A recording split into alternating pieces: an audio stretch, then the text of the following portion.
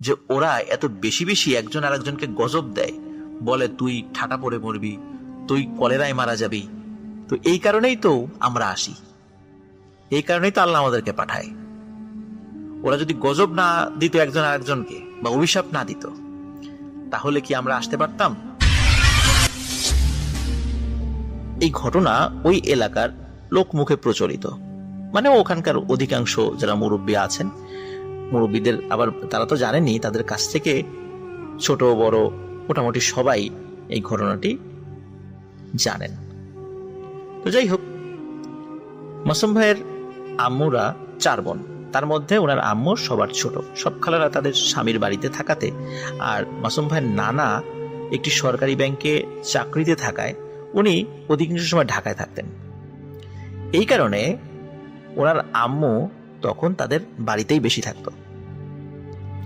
ঘটনা শুরু হয় ঠিক যেভাবে, যেটি হচ্ছে যে ওনার আম্মুর চাচাতো ভাইয়ের বড় ছেলে, তার নাম হচ্ছে মিজান। বড় বয়স কত হবে, 7 থেকে 8 বছর এমনটা হবে। ঘটনা যেদিন শুরু হয় সেদিন রাতে অনেক বৃষ্টি হচ্ছিল। বৃষ্টি যখন মোটামুটি থেমে যায় তখনও গুড়ি গুড়ি বৃষ্টি হচ্ছিল। হঠাৎ মিজান নামের ওই ছেলেটা ওয়াশরুমে যাবে বলে তার মায়ের কাছে বলে। রাত তখন মোটামুটি প্রায় 12:30 কি 1টা এমন। তো মিজানের মা সে ঘুম থেকে ওঠে, এই গুড়ি গুড়ি বৃষ্টির মধ্যে তার ছেলেকে নিয়ে বাড়ি থেকে বাইরে বের হয়। এটা তো আমরা সকলেই জানি যে গ্রামে অধিকাংশ ওয়াশরুমগুলো ঘরের বাইরে থাকে, আর ওই ওয়াশরুমটা ঘর থেকে একটু বেশি বাহিরে ছিল। যাই হোক, ওকে ওয়াশরুমে নিয়ে যায়। মিজান যখন ওয়াশরুম সেরে তার মায়ের সাথে আবার ঘরে ফিরে আসে, হঠাৎ করে সে বলতে থাকে যে তার পেটে খুব ব্যথা করছে। এবং অদ্ভুত বিষয় যে তার কলেরা শুরু হয়ে যায়। এখানে একটি বিষয় বলে রাখা ভালো, যে ওয়াশরুমটিতে সে গিয়েছিল সেই জায়গা এবং মাসুম ভাইয়ের নানা বাড়ি যেটা, সেখানকার মানে যে জায়গাটা রয়েছে আর কি, ওই কাছাকাছি একটি ভয়ানক বাগান রয়েছে। এই বাগান কেন্দ্রিক ছোট বড় বেশ কিছু ঘটনা মানুষের সাথে ঘটত এবং অনেক ঘটনা এখনো ঘটে, টুকটাক আর কি, অত বড় কিছু না। তো যখন মিজানের এই সমস্যাটি দেখা দেয় যে কলেরা হয়েছে, তখন বাড়ির সকলে চিন্তিত হয়ে পড়ে। কারণ আসলে যে সময়টিতে হয়েছে সেই সময়টি হচ্ছে 1988 সাল, মানে 88 সাল আর কি। যদিও বা খুব বেশি দিন বা বেশি বছর আগের কথা নয়, কিন্তু তারপরেও ওই সময়ও যদি কোনো গ্রামে কলেরা শুরু হতো একবার, পুরো গ্রাম ধরে সাফ হয়ে যেত, যেটাকে আমরা ওলা ওঠা বলি আর কি। তখন বিভিন্ন রিচুয়াল করে এই কলেরাকে থামানোর জন্য চেষ্টা করত। কেউ কেউ অনেক কুসংস্কারের আশ্রয় নিত, যার কোনো বৈজ্ঞানিক ভিত্তি নেই এবং ধর্মীয় ভিত্তিও নেই। যাই হোক, মিজান রাতের বেলায় প্রচন্ড অসুস্থ হয়ে পড়ে এবং সকাল বেলায় মারা যায়। তার মৃত্যুতে পরিবারের শোক নেমে আসে। মিজানকে কবর দেওয়ার জন্য যখন সবাই ব্যস্ত, কিন্তু অন্যদিকে বাড়ির প্রতিটি ঘরে 1-2 করে কলেরায় আক্রান্ত। হঠাৎ করে বিভিন্ন বাড়িঘরে এই ধরনের সমস্যা সৃষ্টি হয়, সবাই চিন্তিত হয়ে পড়ে। মিজানদের বাসা থেকে শুরু আশেপাশের বিভিন্ন বাড়িতে সেটা ছড়িয়ে পড়েছে সকালবেলায়। মাসুম ভাইয়ের নানুর বাড়িতেই বেশি। সবাই ভাবে আস্তে আস্তে ঠিক হয়ে যাবে, কিন্তু না, ঘটনা ঘটে অন্যটা। সবাই লক্ষ্য করে যারা কিনা একটু রাত করে বাসায় ফেরে, তারা সবাই হঠাৎ রাত থেকেই কলেরায় আক্রান্ত হচ্ছে।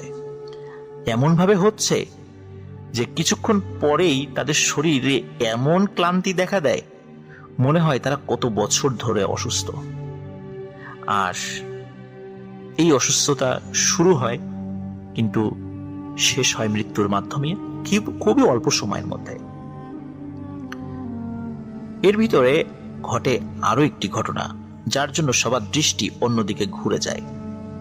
যেমন রাতে হঠাৎ করে ঘরের দরজায় কি যেন টক টক টক টক করে শব্দ করে, বা কোনো একটি মানে লাঠি বা এরকম কিছু একটা দিয়ে ঘরের যে যাদের বেড়া রয়েছে, আগে পাটখড়ি ছিল আর কি, পাটখড়ির বেড়া ছিল, কারো টিনের বেড়া ছিল, এই বেড়াতে আঘাত করত। টিনের বেড়াতে ঠাস ঠাস করে শব্দ করত, পাটখড়ির বেড়াতেও আঘাত করত এবং কান্নাকাটির শব্দ শোনা যেত। মনে হতো নাকি সুরে কেউ কান্নাকাটি করছে।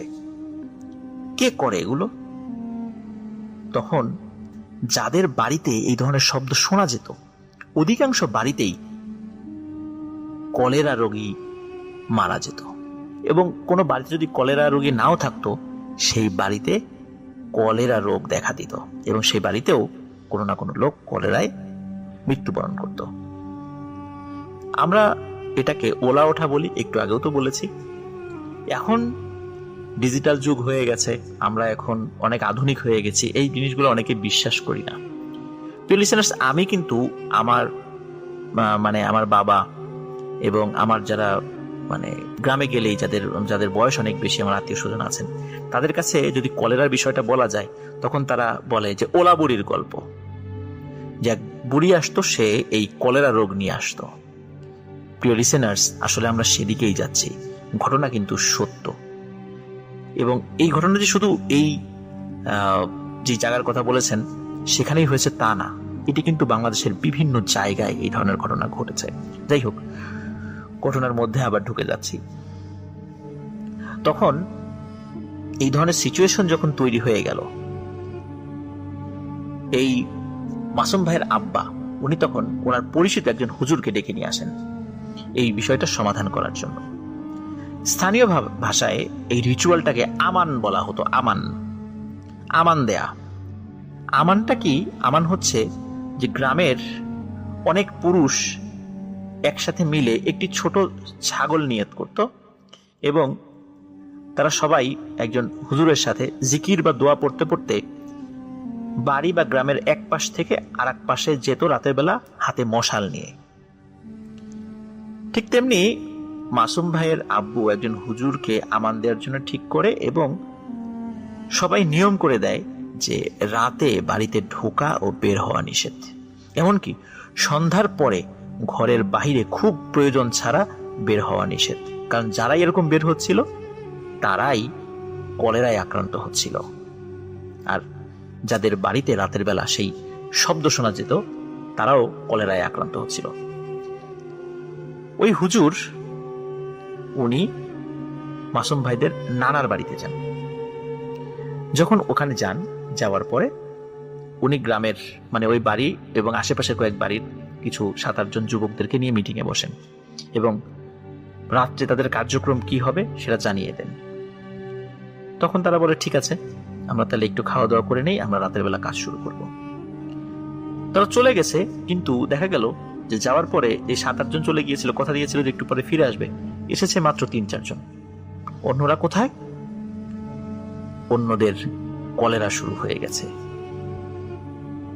বলে এত অল্প সময়ের মধ্যে, একটু আগেই এরা ভালো ছিল, এত মানে শক্ত স্বাভাবিক মানুষ, কলেরা শুরু হয়ে গেল, এও কিভাবে সম্ভব? যাই হোক, এই কয়জন লোককে নিয়েই হুজুর আমান শুরু করেন।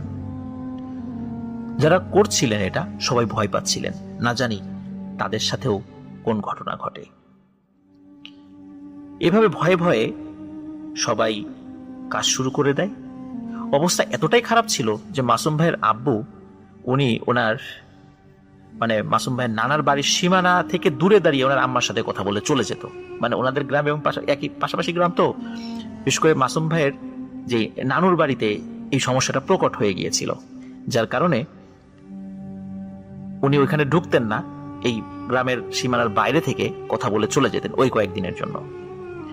যাই হোক, হুজুর আমান দেওয়ার জন্য কিছু লোকদেরকে সাথে নিয়ে কিন্তু ছাগলটাকে সামনে রাখতে হবে এবং তারা পেছনে থাকবেন, এইভাবে তারা আমান শুরু করে। প্রথম দিন বাড়ির 3 দিকে 3টা তাবিজ দিয়ে বাড়ি বন্ধ করে দেন আর সবাইকে রাতে ঘরে থাকার জন্য বলে দেন। কেউ বলেন বাহিরে যত রকম শব্দ হোক না কেন কেউ যেন ঘরের বাহির থেকে বের না হয়, আর সবাই বেশি বেশি করে কোরআন, সালাত এবং আল্লাহর জিকির করবেন। হুজুর আমানকে 3 ভাগে ভাগ করেন। হুজুর আসার পর থেকে হুজুরকে একটি ঘরে থাকতে দেওয়া হয়, সেখানেও কিছু উপদ্রব শুরু হয়। যেমন রাতে ঘরের দরজায় বাড়ি দেয়া, মেয়েলি কণ্ঠে ধমক দেয়া। কিন্তু বাড়ি ঘর মানে এই বাড়ি বা ঘরের বাকি সদস্যরা কিন্তু কিছুই শুনতো না। ওই হুজুর স্বপ্নেও ভয় দেখাতে আসতো। হুজুরের স্বপ্নের মধ্যে কে বা কারা ভয় দেখাতে আসতো, এই বলে চলে যা, তোদের কারণে আমাদের কাজের ব্যাঘাত হচ্ছে। হুজুর একদিন স্বপ্নেই জিজ্ঞেস করে, তোরা এখানে কেন আসলি আর তোরা কতজন? স্বপ্নেই হুজুরকে বলে, আমরা তো আসি নাই, আমাদেরকে তো ওরাই আনছে। হুজুর বলল, ওরা কেমনে আনবে? ওরা কি জেনে শুনে কি মৃত্যুকে ডেকে আনবে? তখন স্বপ্নের মধ্যে দেখতে পাওয়া একটি বুড়ি, হাতে একটি লাঠি, মানে কুজো বুড়ির মতো, চেহারাটা খুবই বিশ্রী। ওই মহিলাটি বলে যে ওরা এত বেশি বেশি একজন আরেকজনকে গজব দেয়, বলে তুই ঠাটা পড়ে মরবি, তুই কলেরায় মারা যাবি। তো এই কারণেই তো আমরা আসি, এই কারণেই তো আল্লাহ আমাদেরকে পাঠায়। ওরা যদি গজব না দিত একজন আরেকজনকে বা অভিশাপ না দিত, তাহলে কি আমরা আসতে পারতাম? সুতরাং আমরা আসতে বাধ্য হয়েছি, আমাদের কাজে ব্যাঘাত ঘটাবি না। আর আমরা একটা দল আছি, এই দলে দলে আমরা শিকারে বের হই। এবং হুজুরকে ধমক দেয়, বলে তুই চলে যা। হুজুর বলে, না, আমি আমার কাজ শেষ না করে যাব না। যে কাজে এসেছি সেই কাজটি হচ্ছে গ্রামের মানুষকে তোদের হাত থেকে রক্ষা করা, যাতে করে ওরা বেঁচে থাকে। মৃত্যু যখন আসবে সেটা তো হবেই, আল্লাহ যখন যাকে মৃত্যু লিখে রাখবে তার তো হবেই। তোদের হাতে মৃত্যু থাকলে কেউ ঠেকাতে পারবে না, কিন্তু জেনে শুনে তোদের হাতে কাউকে ছেড়ে দিতে পারি না।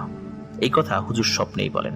যাই হোক, পরের দিন সবাইকে হুজুর স্বপ্নের বিষয়টি খুলে বলেন, এবং যখন হুজুর তার লোক সাথে নিয়ে রাতের বেলা আমান দিত, একদিনে কিন্তু এটা হতো না প্রিয় লিসেনার্স, এটা কিন্তু মানে দীর্ঘ একটা, মানে আজকে একটা জায়গায়, আজকে রাত্রে একটা জায়গায়, কালকে রাত্রে একটা জায়গায়, এইভাবে সারা গ্রামের ভরে, মানে ধীরে ধীরে আস্তে আস্তে পুরো গ্রাম ভরে দিতে হবে। একদিন এটা শেষ করা যাবে না।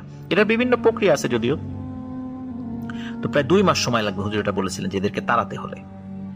তো এইভাবে 2 মাস ধরে আমান চলতে থাকে। যখন শেষ দিকে চলে এসেছে, যে মানে তখন উপদ্রবটা বেড়ে যায়। যেমন রাতের বেলা যখন আমান শুরু হতো, তখন বিভিন্ন বাড়িতে ঢিল ছোড়াছুড়ি, চিৎকার চেঁচামেচি, কান্নাকাটি, এরকম শব্দ শোনা যেত। যখন আস্তে আস্তে এই কলেরার প্রকোপ গ্রামে কমে এসেছে, তখন ঘটে আর একটি ঘটনা। ওই যে ছাগলটা রিচুয়ালের জন্য আনা হয়েছিল, ওই ছাগলটা কি করে, মাসুম ভাইয়ের আম্মার চাচা তার বেশ কিছু গাছ খেয়ে ফেলে এক রাত্রে। ওনার কিছু প্রিয় গাছ ছাগলটি খেয়ে ফেলেছিল, যার কারণে উনি খুব ক্ষিপ্ত হন। উনি সকালবেলা হুজুরকে বলেন যে আপনার এই ছাগল আমার গাছগুলো নষ্ট করেছে, খেয়ে ফেলেছে, আপনি এক্ষুনি বাসা থেকে বের হয়ে যাবেন আর ছাগলটা নিয়ে চলে যাবেন। তখন হুজুর বলেন যে আমি কি আমার কাজে এসেছি না আপনাদের কাজে এসেছি? আমি তো আপনাদের বাঁচানোর জন্য চেষ্টা করছি। কিন্তু মাসুম ভাইয়ের আম্মার চাচা এত বেশি আসলে রাগান্বিত ছিলেন এই ছাগল, মানে গাছ খাওয়াকে কেন্দ্র করে, ছাগলের গাছ খাওয়াকে কেন্দ্র করে, যার কারণে উনি আসলে হিতাহিত জ্ঞান শূন্য হয়ে পড়ে, কারণ ওনার প্রিয় গাছগুলো এরকম নষ্ট করে ফেলেছিল ছাগল। তিনি হুজুরকে বাসা থেকে বের করে দেন। ওই রাত্রেই একটি করুণ ঘটনা ঘটে। কলেরা ছাড়াই হঠাৎ মাসুম ভাইয়ের আম্মার চাচা উনি মারা যান। হার্ট স্ট্রোক করে মারা গিয়েছিলেন বলে ধারণা করা হয়, কিন্তু কলেরায় মারা যান নাই। আসলে কেন উনি মারা গিয়েছিলেন বা কি হয়েছিল আমরা সেটা জানি না। হতে পারে যে স্বাভাবিকভাবে ওনার মৃত্যু হয়েছে, আবার হতে পারে ওনার মৃত্যুর পিছনে প্যারানরমাল কিছু থাকতে পারে। যাই হোক, হুজুর চলে যাওয়ার পরে আস্তে আস্তে ওই গ্রাম স্বাভাবিক হয়ে যায়, সবার মধ্যে কলেরার প্রকোপও কমে আসে। তারপরে আর কয়েকদিন যাওয়ার পরে আস্তে আস্তে একদম সব স্বাভাবিক। প্রিয় লিসেনার্স, এই ওলা বুড়ির ঘটনা, এটি কিন্তু আমি নিজেও শুনেছি, আপনারাও শুনেছেন অবশ্যই, আমার বাবাও বলেছে, সেটা আমি আপনাদেরকে বলেছি।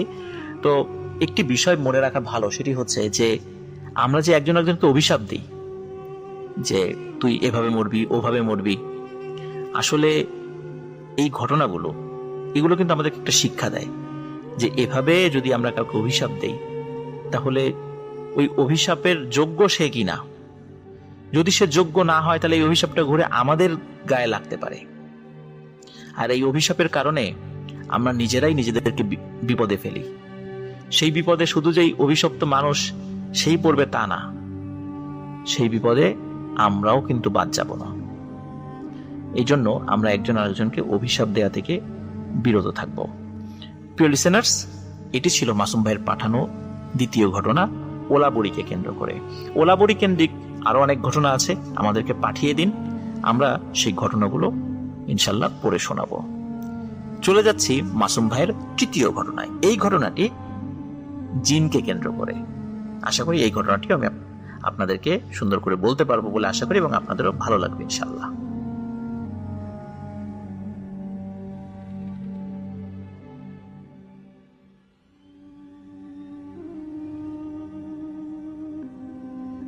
প্রিয় লিসেনার্স, ডক্টর মাসুম ভাইয়ের তৃতীয় এবং শেষ ঘটনাটি আমি এখন আপনাদেরকে বলবো। আশা করি এই ঘটনাটিও আপনাদের সকলের ভালো লাগবে। এই ঘটনাটির সময়কাল 2008 সাল। ঘটনাটি ঘটেছিল ওনার বড় খালুর সাথে। ঘটনাটির যেদিন ঘটে সে দিনটি ছিল শুক্রবার। ওনার খালু মাছ ধরার কাজ করত এবং উনি বেয়াল নামক একটা জিনিস দিয়ে মাছ ধরত। ঘটনা যেদিন ঘটে তখন মাগরিবের সময় হয়ে এসেছে। ওই দিন আবার গ্রামের হাটের দিন। খালু তখন বাসায় ছিল। মাগরিবের আজান হয়ে গেছে, উনি প্রথমে খেয়াল করেননি। পরে উনি যখন বুঝতে পারেন তখন চিন্তা করেন যে এখন অজু করে মসজিদে যেতে যেতে উনি আর জামাত পাবে না। এই কারণে উনি চিন্তা করেন যে তাহলে নামাজটা বাসায় পড়ি, নামাজ পড়ে গ্রামের যে বাজার রয়েছে বাজারের দোকানে গিয়ে পরিচিত লোকদের সাথে চা খাবো এবং আড্ডা দিব। এটা উনি প্রতিনিয়তই করতেন এবং মাগরিব থেকে এসা পর্যন্ত সেখানে থাকতেন, আবার এসে নামাজ পড়ে বাড়িতে চলে আসতেন। আসলে বাড়ির কাছের যে রাস্তাটি ছিল সেটি মাসুম ভাইদের আর একজন চাচাতো খালার ঘরের সামনে দিয়ে, আর ওনাদের ঘরের পেছন দিয়ে, মানে ওর চাচাতো খালার ঘরের পেছন দিয়ে আর একটা রাস্তা ছিল। সেটি অবশ্য মেইন চলার রাস্তা ছিল না। সেখানে একটি চালতা গাছ এবং পুরাতন বড় একটি কুড়ই গাছ আছে। ওই চালতা গাছ নিয়ে এখনো অনেক ছোটখাটো ভৌতিক ঘটনা মানুষের সাথে ঘটে। বলে রাখা ভালো, এটা কিন্তু আসলে বাড়ির আসল রাস্তা না, বললাম এটা হলো পেছনের রাস্তা। নামাজের আজান দেওয়ার কারণে সবাই নামাজের প্রস্তুতি নিচ্ছে। ওনার চাচাতো খালা নামাজ শেষ করে যখন সালাম ফিরিয়েছেন, হঠাৎ করে তার মনে হচ্ছে যে এই চালতা গাছের নিচ দিয়ে কেউ যেন ধূপধাপ ধূপধাপ শব্দ করে হেঁটে যাচ্ছে, এবং অনেক উঁচু লম্বা মানুষ জোরে জোরে পা ফেলে যেভাবে হেঁটে যায় এরকমটা মনে হচ্ছে আর কি। উনি চিন্তা করেন কি ব্যাপার, এদিক দিয়ে এইভাবে হেঁটে যায় কে? উনি জিজ্ঞেস করেন এই কে যায়, কিন্তু কেউ কোনো উত্তর দেয় না। যাই হোক, উনি আর কোনো আবারও দ্বিতীয়বার জিজ্ঞেস করেননি এবং কে যায় এটা উনি আসলে দেখতেও চাননি। ওদিকে মাসুম ভাইয়ের যিনি খালু, উনি নামাজ শেষ করে বাজারে যাওয়ার পথে এই চালতা গাছের নিচ দিয়ে যাচ্ছিল।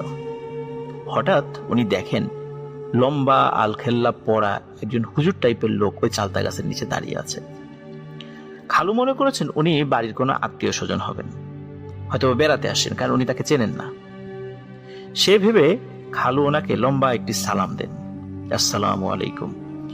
হুজুর রূপী জিনটাও খুব সুন্দর করে উত্তর দেন, ওয়ালাইকুম আসসালাম রহমতুল্লাহি ওয়া বারাকাতুহু, বড় করে উত্তর দিয়েছেন আর কি। তো ওনার উত্তর শুনে খালুর খুব ভালো লেগেছে।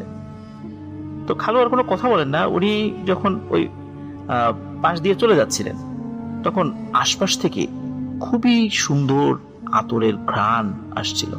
আমরা স্বাভাবিকভাবে যে ধরনের আতর ইউজ করি এই ধরনের আতর না, টোটালি ডিফারেন্ট এক ধরনের আতর। যাই হোক, ওই লোকটি হঠাৎ করে খালুকে বলে, এই দাঁড়াও। তখন খালু বলেন যে জি, আসলে আপনাকে তো ঠিক চিনতে পারছি না।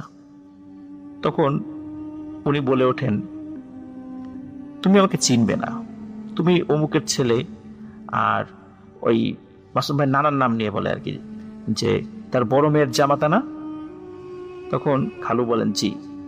খালু আবার ভাবেন ইনি হয়তো বা সবাইকে আগে থেকেই চেনেন। তখন ওই লোকটি খালুকে বলে, তুমি যে আমাকে এখানে দেখেছো এটা কিন্তু কখনো কাউকে বলো না, তাহলে কিন্তু তোমার অনেক বড় ক্ষতি হবে। খালু যেহেতু বিভিন্ন জায়গায় মাছ ধরতে যেতেন, উনি কিন্তু টুকটাক ভৌতিক ঘটনা বুঝতে পারতেন, কিন্তু এটি বুঝতে ওনার একটু সময় লেগেছিল। যখন জিনটি এই কথা বলেছে যে কাউকে তার কথা বলা যাবে না, তখন উনি বুঝতে পেরেছেন যে আমার সামনে কোনো মানুষ দাঁড়িয়ে নেই। তখন ওনার খালু কিছুটা ভয় পান। ভয় পাওয়াটাই স্বাভাবিক। তখন ওই আলখেল্লা পরা মানুষটি খালুকে বলেন, কোনো দিকে না তাকিয়ে সোজা চলে যাবা, আর খবরদার যেটা বলেছি কাউকে বলবা না আমার কথা যে তুমি আমাকে এখানে দেখেছো। তখন খালু বলেন যে জি, আমি কাউকে বলবো না আপনাকে দেখার কথা। তখন খালু মাথা নিচু করে দোকানের দিকে হাঁটা দেন। খালু বুঝতে পারে যে ওনার সাথে একজন জিনের দেখা হয়েছিল। যাই হোক, উনি দোকানে যান। দোকানে গিয়ে চা খেতে খেতে সবার সাথে গল্প করতে করতে হঠাৎ করে মুখ ফসকে উনি কিছু সময় আগে এক জিনের দেখা পেয়েছিল, এটি ইনি দোকানের লোকদের সামনে বলে দেন, এবং কি কি মানে কিভাবে কি দেখেছে, কি কথা আছে সেটাও বলে দেন। তো যথাক্রমে রাত্রে বাসায় এসে রাত্রে খেয়ে তিনি ঘুমিয়ে যান। হঠাৎ মধ্যরাতে একটি স্বপ্ন দেখে তার ঘুম ভেঙে যায়। স্বপ্নটা ছিল এমন, সন্ধ্যায় তিনি যে আলখেল্লা পরা লোকটাকে দেখেছেন, সেই লোকটি তাকে বলছে, তোকে এত করে নিষেধ করার পরও তুই সবার সামনে আমাকে নিয়ে সব বলে দিলি, কাজটা কি তুই ঠিক করলি? তুই আমাকে প্রতিশ্রুতি দিয়েছিলি না যে তুই কাউকে বলবি না, তুই এই কাজটি কেন করলি? আমি তো নিজের ইচ্ছায় তোর সামনে দেখা দেই নাই, হঠাৎ করে তুই আমাকে দেখে ফেলেছিস। সুতরাং তুই যেহেতু বলে দিয়েছিস, আর আমি এখানে থাকি এটা মানুষ বুঝে গিয়েছে, মানুষ তো আমাকে ডিস্টার্ব করবে, তোকে এর ফল ভোগ করতেই হবে। এরপর তিনি ঘুম থেকে জেগে যান। উনি খুবই নড়াচড়া করে জেগে যাওয়ার কারণে খালাও জেগে যান। জিজ্ঞেস করে কি হয়েছে, কিন্তু উনি রাত্রে কিছু বলেন না। পরের দিন সকালবেলা পুরো ঘটনা খালাকে খুলে বলেন। দিনের বেলা আর কোনো সমস্যা হয় না। সন্ধ্যায় তিনি মাগরিবের নামাজ শেষ করার পর হঠাৎ ওনার প্রচন্ড জ্বর এবং বমি হতে থাকে। ডাক্তারের কাছে নিয়ে যাওয়ার মতো ওনার কোনো অবস্থা ছিল না, এই জন্য ডাক্তারকেই ডেকে আনা হয়। ডাক্তার ওষুধ দিয়ে যান এবং ওষুধ খাওয়ার পর ওনার বমি কমে আসে, ওনার ঘুম হয়। কিন্তু মধ্যরাতে হঠাৎ উনি ঘুম থেকে চিৎকার করে ওঠেন। সবাই ওনাকে এসে বলে কি হয়েছে, কি হয়েছে? তখন সবাই খেয়াল করেন যে খালু কিছু বলতে চাচ্ছে কিন্তু কথা বলতে পারছে না। এক পর্যায়ে সবাই বুঝতে পারে যে খালুর জবান বন্ধ হয়ে গেছে, উনি কথা বলতে পারছেন না। তখন মাসুম ভাইয়ের খালাতো বোন সহ বাড়ির সকলে কান্নাকাটি শুরু করেন। আর ওই রাত্রেই চারদিক থেকে মানুষ চলে আসে। পরবর্তীতে অনেক ডাক্তার কবিরাজ দেখানোর পরও কোনো সমাধান করা যায়নি, অবস্থা যেমন ছিল তেমনই থাকে। এমনও যদি হতো যে ওনার পরিবারের অন্য লোকও উপার্জনক্ষম আছেন, তা কিন্তু ছিল না। উনি পরিবারের একমাত্র উপার্জনক্ষম ব্যক্তি। ওনার এরকম অথর্ব হয়ে পড়ে থাকা পরিবারের জন্য একটা বিশাল বিপর্যয় ডেকে নিয়ে আসে। আত্মীয় স্বজনরা সর্বোচ্চ চেষ্টা করে তাকে সুস্থ করার জন্য, কিন্তু কিছুতেই কিছু হচ্ছে না। প্রায়শই এই ঘটনাটি ঘটতো যে কবিরাজকে ডেকে আনা হতো, কিন্তু কবিরাজ বাড়ির সামনে এসেই সে কোনো কথা ছাড়াই ঘুরে চলে যেত, তাকে ডাকাডাকি করলেও সে কোনো উত্তর দিত না। এদিকে আত্মীয় স্বজনরা তো খুব চেষ্টা করে যাচ্ছে, খালু কিন্তু প্রতি রাত্রেই চিৎকার দিয়ে ঘুম থেকে জেগে যেত এবং পাশে থাকা যাকেই উনি পেতেন জড়িয়ে ধরতেন। এমন ভাবে জড়িয়ে ধরতেন মনে হচ্ছে তাকে কেউ নিয়ে যাবে।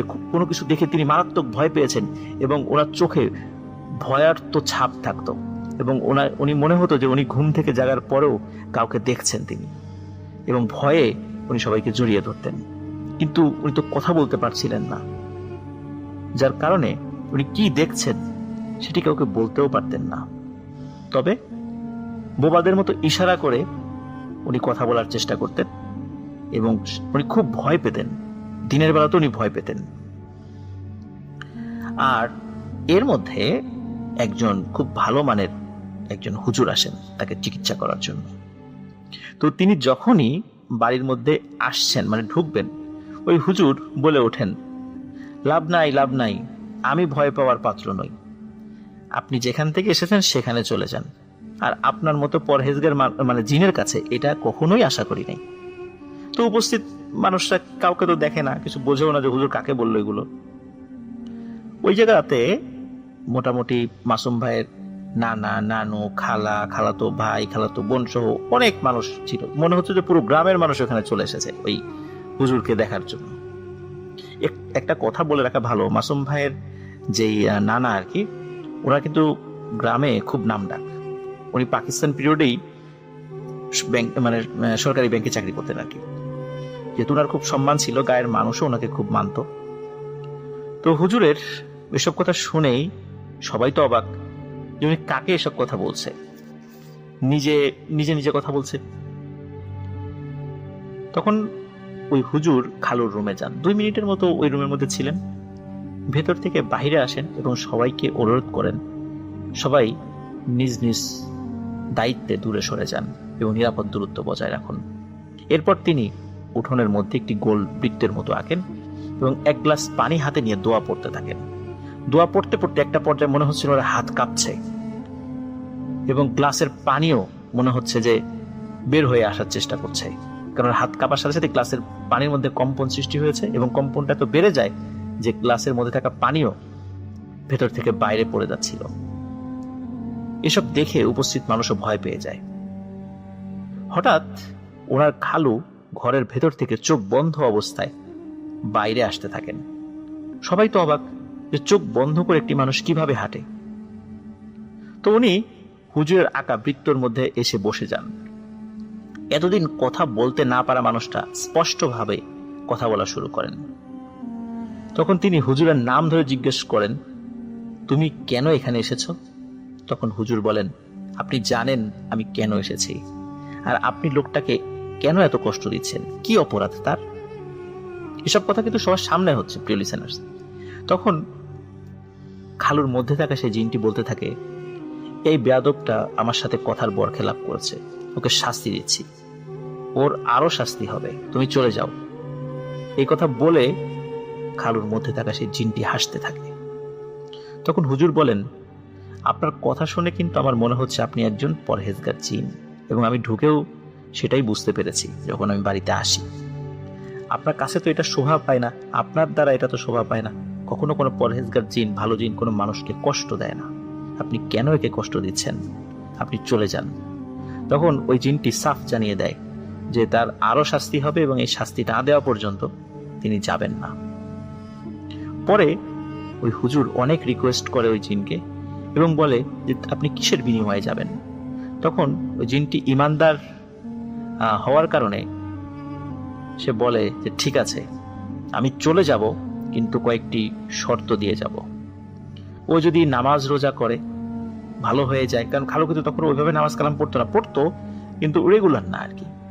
এবং ওই বাড়ির নির্দিষ্ট কিছু জায়গার কথা বলে দেন, সেটা সবার জন্য, যে কেউ যেন সন্ধ্যার পরে বা রাতের বেলা ওই জায়গাতে না যায় বা ওইদিকে না যায়। তো সবাই প্রতিশ্রুতি দেন যে হ্যাঁ, সন্ধ্যার পরে ওদিকে কেউ যাবে না। এরপরে ওই জিনটি যাওয়ার আগে গরিব দুঃখীদের মধ্যে সিন্নি, সাদগা এগুলো করতে বলেন।